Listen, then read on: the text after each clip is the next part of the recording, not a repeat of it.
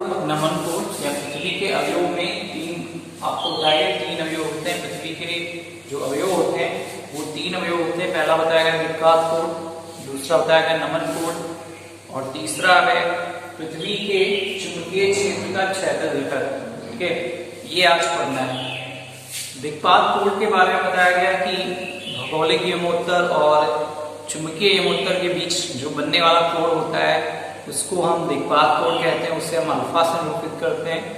फिर नमन कोण या नत कोण में बताया गया आपको कि जो आपकी चुंबकीय सुई है क्षैतिज के साथ जो भी कोण बनाती है उसे हम नति कोण कहते हैं, नमन कोण कहते हैं। इससे हम थीटा से व्यक्त करते हैं, थीटा से लिखते हैं। उसके बाद बात आती है चुंबकीय ध्रुव। चुंबकीय जो ध्रुव होते हैं, ठीक है, वहां पे नति कोण का मान 90 अंश होता है, यानी लंबवत होती है वहां पे आपकी चुंबकीय सुई। और जो चुंबकीय भूमध्य रेखाएं हैं या विषमत रेखाएं हैं या कह सकते चुंबकीय निरक्ष है, वहां पे जो चुंबकीय सुई है उसका मान 0 अंश होता है। ध्यान रखने वाली बात है, ठीक है, आपके पेपर्स में ऑब्जेक्टिव क्वेश्चन जो आते हैं उनमें पूछा जाता है कि ध्रुवों पर नति कोण का मान कितना होता है, तो आप 90 अंश लिखेंगे। और अगर निरक्ष से पूछा गया है तो आप 0 अंश करेंगे, क्योंकि वहां पे सुई जो होती है वो पृथ्वी के समांतर हो जाती है निरक्ष पे, जबकि ध्रुवों पर लंबवत हो जाती है, इसलिए उसको 90 अंश कहा जाता है।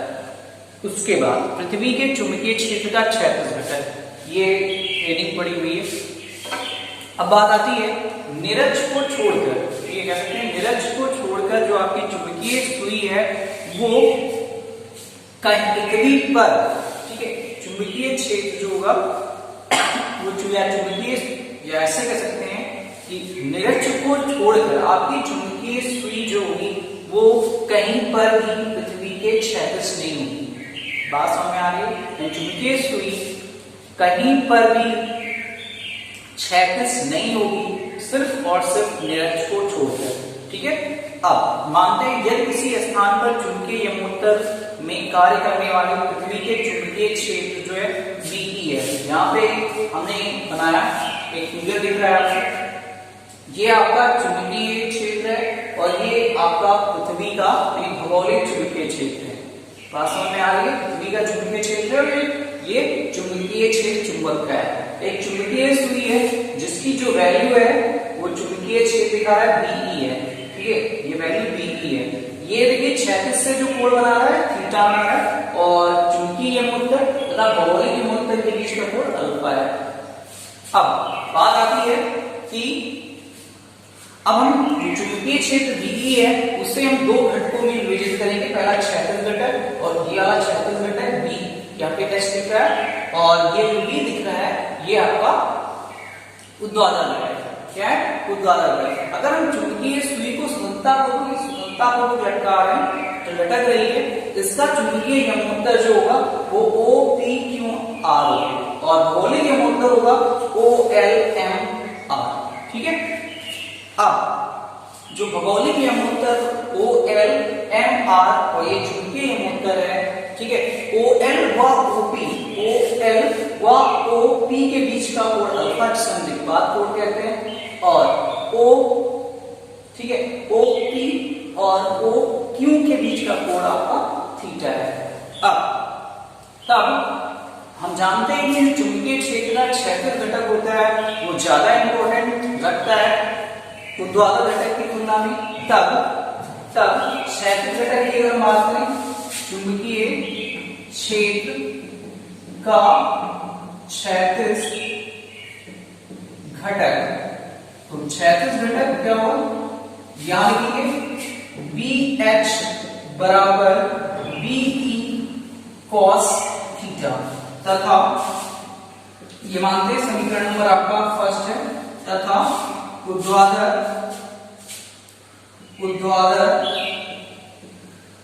घटक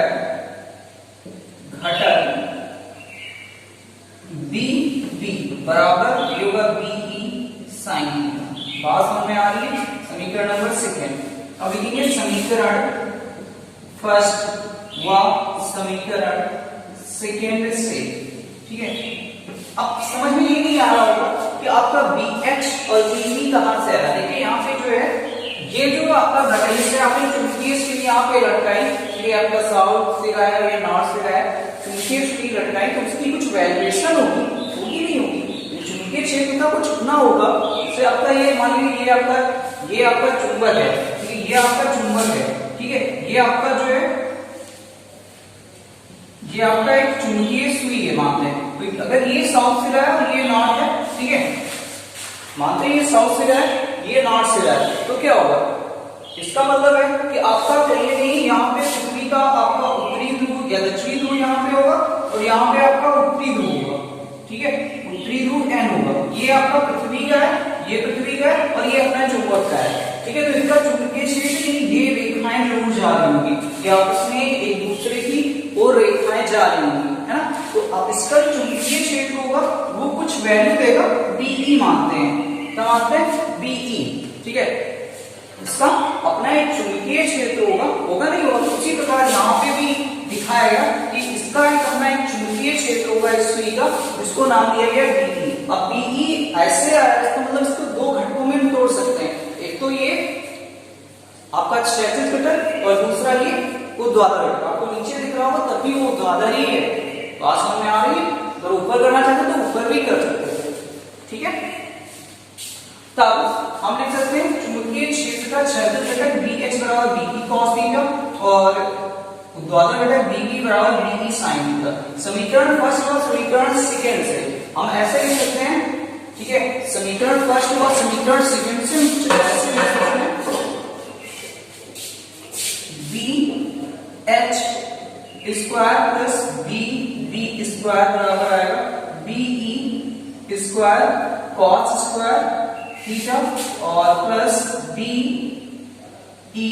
स्क्वायर साइन स्क्वायर थीटा। अगर यहां से देखें तो एक कॉमन लेने की बात आ रही है, BE स्क्वायर ये आएगा क्या, साइन स्क्वायर थीटा और प्लस कॉस स्क्वायर थीटा।